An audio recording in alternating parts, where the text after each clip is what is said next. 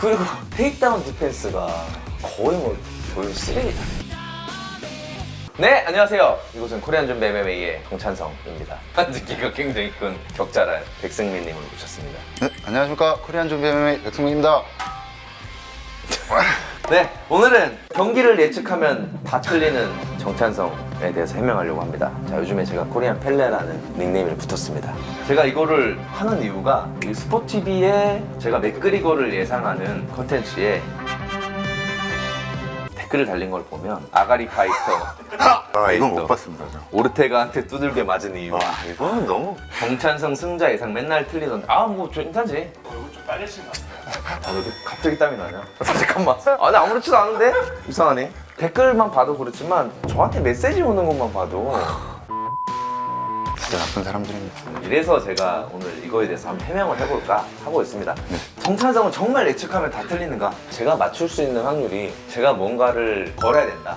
커피나 이런 걸 걸어야 된다. 이러면 사실 저는 한 70~80%는 맞추지 않을까. 우리 체육관에서 커피 내기 하거나 이런 거 하는데 제가 좀 맞추는 경우가 굉장히 많죠. 맞습니다. 저는 산적 있습니다. 근데 뭐 예를 들어서 재미로 한다 그러면은 제가 이기길 바라는 선수의 바람이 좀 많이 들어가는 거예요. 그게 좀 대표적이었던 게 우스만, 마스비단. 따지고 보면 우스만이 이길 수밖에 없거든요. 근데 저는 또 그때 당시 그랬던 것 같아요. 마스비단이 이길 것 같다, 이기길 바란다. 네이트 디아즈, 리온 에드워즈, 이것도 사실 에드워즈가 무조건 이기지. 근데 이제 굳이 뭐가 걸리지 않았으면 저는 디아즈가 이깁니다.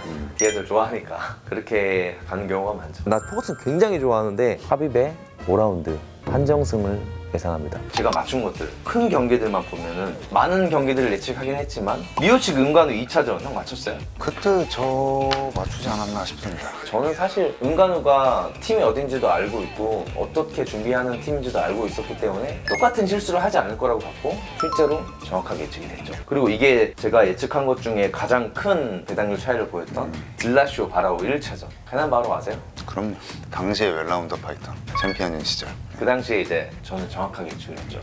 이거 무조건 딜라쇼가 업셋을 이뤄낸다. 왜냐? 저는 딜라쇼랑 그때 당시 운동을 해봤기 때문에. 은간우가 이길 수밖에 없다. 왜냐? 은간우 직접 봤기 때문에. 이만 발이. 어쨌든 이거는 뭐 같이 운동을 해봤기 때문에 편향적일 수도 있었지만 어쨌든 정확하게 예측을 한 거죠. 그리고 블라코비치 아데사냐. 이것도 정확하게 블라코비치가 이긴다고 예측한 게 체급의 차이를 이길 수 없을 것이다 라고 봤고, 포일리의 할로웨이도 마찬가지로 할로웨이가 패더급에서 라이트급으로 올라가서 싸우긴 했는데 할로웨이가 원래 평체가 많이 나가는 걸로 유명해요. 하지만 평체 많이 나가는 거랑 그 라이트급에 계속 적응이 돼 있던 포일리랑은 힘 차이가 날 거라고 생각을 했고, 이것도 정확하게 맞춘 경기였었죠. 근데 이걸 증명할 방법이 없다. 왜곡해서 말하는 게 아니고 증인이 있지 않습니까? 저는 산적 있습니다. 네. 시합을 예측하는 게 어려운 이유, 경기를 예측하는 사람들 입장에서는 그 전에 있는 경기들을 보고 그 데이터만 가지고 예상을 하기가 때문에 예측하기가 사실 어려운 거죠. 이번에 코일리의 맥그리거 경기를 봐도 맥그리거가 킥을 찰 줄 어떻게 알았어? 레그킥만 그걸 준비할지 내가 어떻게 아냐고. 그리고 테이크다운 디펜스가 거의 뭐 거의 쓰레기다. 내가 길로틴 수준, 길로틴을 내가 시도할 때 내가 어떻게 아냐고.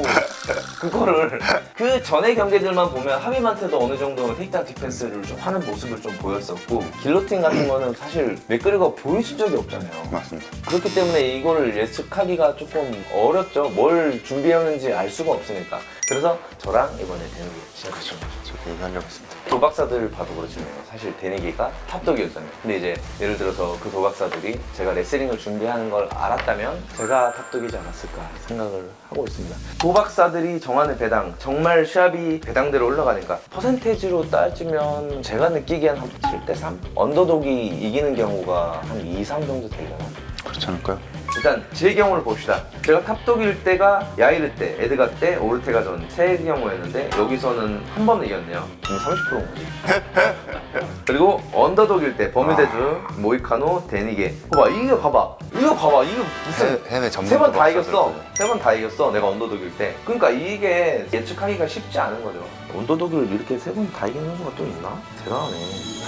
어려운 겁니다. 자기들 돈이 걸리기 때문에 정말 냉철하게 봐요. 근데 이 사람들도 괜히 틀리는 이유가 뭐냐면 전에 경기들 데이터로만 보고 예상을 하는 사람들. 그리고 미국에 이번에 가서 좀 충격적이었던 게 네, 특히 그렇죠. 토토가 합법이에요.